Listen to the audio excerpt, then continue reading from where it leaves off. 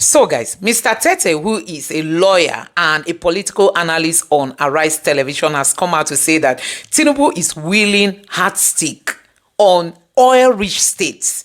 That means that, all this emergency rule is not just about election alone. There might be more. There might be more to this emergency rule that we are seeing. So Mr. Tete is advising governors of oil-rich states that they should take action, go to court to address this issue that has to do with Fubara, because they might be the next target. Honestly, you need to take your time and watch and listen to what Mr. Tete has got to say in this video. This is a great revelation, because these politicians, you cannot trust them. You can imagine how they ignored the constitution to declare state of emergency in Rivers State, removing a sitting governor, and still they are still saying that they did the right thing. Anyway, guys, let me allow you to take a look at what Mr. Tete has got to say. Take a look. Several things have happened in Rivers State. Pulling down the Rivers State House of Assembly complex, and then a lot more mayhem happening. The president didn't do anything. Just a trigger of a pipeline being burst somewhere and there, and then the president... Even now, recently there was an explosion.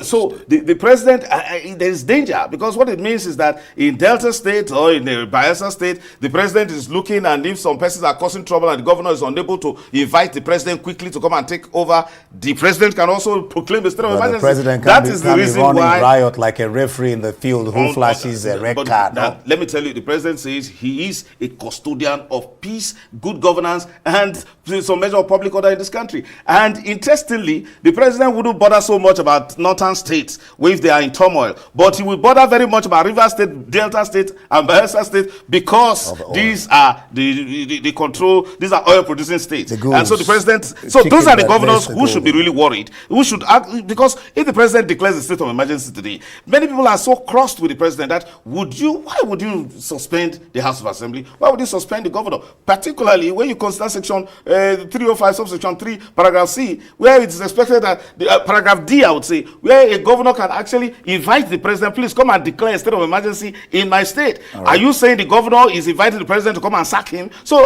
we need the Supreme Court to come and actually interpret this. Unfortunately, the persons who should go there are slacking. That's why Serap is trying to, and I think Serap should have waited a bit and allowed the governors of those states to make that application to the Supreme Court. Serap argued that the decision of the president violates constitutional provisions and undermines democratic governance. The Attorney General of the Federation and Minister of Justice, Lateef Fagbemi, and Vice Admiral Ibokete Ibas have also been joined as defendants. The suit is seeking an order setting aside the suspension of democratically elected officials in Rivers State by the president, and an order setting aside the appointment of Vice Admiral Ibokete Ibas as the sole administrator of Rivers State. Serap, in a statement by its Deputy Director, Kolawole Oluwadare, said, quote, "The rule of law will be a mere figure of speech if the people's right to participation can be arbitrarily suspended or violated," end quote. Serap insists that the suspension contradicts both the Nigerian Constitution and international legal obligations, citing the African Charter on Human and People's Rights and the African Charter on Democracy, Elections, and Governance. All right, Frank Tete, a lawyer, joins us, an Arise News analyst, joins us in the studio to look at some of these issues that I just read out to you. Frank, glad to have you. Thank you. Join us. Well, let's start this. The presidency says they've been responding. Of course, one expected that the president exercise his powers under Section 305 of the 1999 Constitution.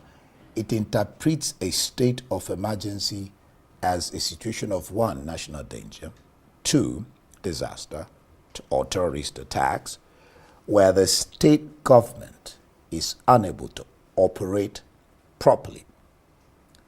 Did what the president did meet these requirements? Well, the president is the commander-in-chief of the Nigerian Armed Forces, and in that he has exercised his powers under Section 305, and we have witnessed a gale of disagreement and condemnation with regards to the president's decision or proclamation of a state of emergency. Unfortunately, what the president has declared and done, his stand, Sadly, the governor of Rivers State and the members of the Rivers State House of Assembly have all been suspended. And there is no authority or person in the Federal Republic of Nigeria at this time that can challenge the powers of the president. The president has made such declaration and deployed the forces of government to go and effect it. One would have expected that if the president would submit himself to the authority of the Constitution, then the proper institution that will give a different order or give a different direction to the president would have been the Supreme Court. If the Supreme Court hasn't given any direction to the contrary, unfortunately, the president's declaration stands. And that's where we are. We appreciate the fact that we are in a democracy where we have various manner of opinions, and they have been so expressed. And the presidency couldn't in any way ignore the opinions of former President Goodluck Jonathan, or a man who had, somehow supported President Tinubu at a time where many people had their doubts, and I'm talking about the Nobel laureate Wole Soyinka. If he's at this time condemning the action of the president, then there really needs to be a rethink. Unfortunately, the president becomes a law unto himself in a matter where there is no provision, of the law, because the Constitution itself, sadly, unfortunately, did not define the extent to which the president can exercise his powers in a situation where he declares a state of emergency. Where the Constitution could have done that is simply referred the declaration of the state of emergency to whatever the president does in exercise of his powers under Section 305. All right. So we're in a secular situation. All right. Well, just like you said, people have been commenting. I know that the author of the School of Thought, Dr. Sam Amadi, talked about going, in fact, he advised Rivers to go to court. Now, Serap has gone to court and joined Admiral Ibok Etaibas, the administrator. He has joined the Minister of Justice, Lateef Fagbemi, in this as defendants. What do you make of this action on the side of Serap? Okay, so the advice or recommendation of my learned senior, Dr. Sam Amadi, perhaps will not hold water considering the decision of the Supreme Court in the matter of between Plateau State government and the Attorney General of the Federation with regards to the declaration of state of emergency by the former president Obasanjo when things got out of hand and there was actually breakdown of law order in Plateau State. It's so funny that the court decided that wherever in a state of emergency, when the governor has been suspended, he couldn't in any way exercise authority to sue in the name of the state. Perhaps he can go and sue in his personal name. In that case, he will have to start from the court of first instance, in this case, the Federal High Court. But you see, there are two things here, because this Serap issue that is coming in, because it's important that we don't waste opportunities like this. In 2006, in the case between Plateau State and the Attorney General of the Federation, very salient and important issues were raised before the Supreme Court, which could have actually laid down the principles and delimited the powers of the president whenever he declares a state of emergency. Unfortunately, that case was thrown out against the Plateau State government because they didn't, they lack local standard, in the sense that there was no authority. Chief Dari at that time was suspended, so he couldn't have exercised the powers of Plateau State government to invoke the original jurisdiction of the Supreme Court under Section 232 of the Constitution. Now, in this case, Serap takes an undue risk, and the risk of wasting this precious time in approaching the court when it knows that it suffers, according to many commentators, in a short while ago, that it suffers the danger of not having local standard. And interestingly, one would have also expected that since the PDP governors have taken a proactive stance, and I'm very happy someone brought it to my attention this evening, because I had, raised issues and, wondered so loudly why the governors of Bayelsa State and Delta State, who are closer, or rather closest to Rivers State, have not also considered to direct the Attorney General to go and institute a matter in the Supreme Court. Because let me tell you something. Would they themselves as against Serap having a local standard? Oh Will yes, they have a yes, local yes. standard? Serap's only suffers that danger. We want to sit here really and take a decision, but we know from previous decisions of the Supreme Court, and it doesn't. So it doesn't look as if Serap is not an organization that is looking for cheap popularity. If it's for young lawyers who want to be known and they are filing all sort of frivolous cases, one won't understand. But you see, you can predict certain things. You can know that you know the mind of the court because of the stare decisis principles that we practice. So you would have expected that perhaps that should have waited and allowed the PDP governors, because they issued in the PDP governors forum actually issued in a communique that they would direct their attorneys general to approach the Supreme Court. And let me tell you the difference. The difference is this: under Section 232 of the Constitution, whenever a state government has any dispute with the federal government, he can bypass the Federal High Court and the Court of Appeal and go straight to the Supreme Court to have the matter heard. That was how the jurisdiction of the Supreme Court was invoked during the Naira redesign case, when Kogi State and Kaduna State went straight to the Supreme Court and the matter was resolved. So in this case, if it would be difficult for Governor Sim Fubara to approach the Supreme Court, because the danger is that he actually refer to himself as a governor when the president, has proclaimed a suspension. However, he's a personality. I mean, votes have been given to him. Does it mean he doesn't want to defend the mandate, the constitutional mandate that was given to him by election? Or if that is going to suffer any deficiency, what about his brother governors in Bayelsa, particularly in Delta, who are also governors of oil-rich states that are also likely to be very volatile, considering the nature of the kind of oil politics and the kind of politics the people play?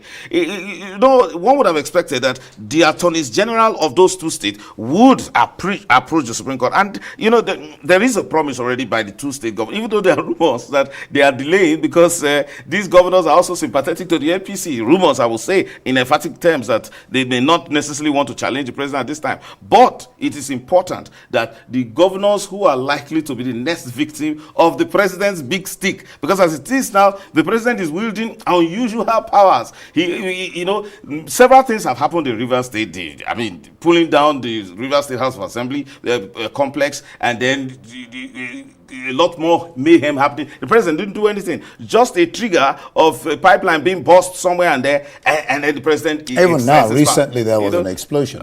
So the president, there is danger, because what it means is that in Delta State or in the Bayelsa State, the president is looking, and if some persons are causing trouble and the governor is unable to invite the president quickly to come and take over, the president can also proclaim a state of emergency. The president can be running riot like a referee in the field who flashes a red card. Let me tell you, the president says he is a custodian of peace, good governance, and some measure of public order in this country. And interestingly, the president wouldn't bother so much about northern states if they are in turmoil, but he will bother very much about Rivers State, Delta State, and Bayelsa State, because these are the control. These are oil-producing states, and so the president. So those are the governors who should be really worried. Who should act, because if the president declares a state of emergency today, many people are so crossed with the president that why would you suspend the House of Assembly? Why would you suspend the governor? Particularly when you consider Section 305, subsection 3, paragraph C, where it is expected that paragraph D, I would say, where a governor can actually invite the president, please come and declare a state of emergency in my state. Right. Are you saying the governor is inviting the president to come and sack him? So we need the Supreme Court to come and actually interpret this. Unfortunately,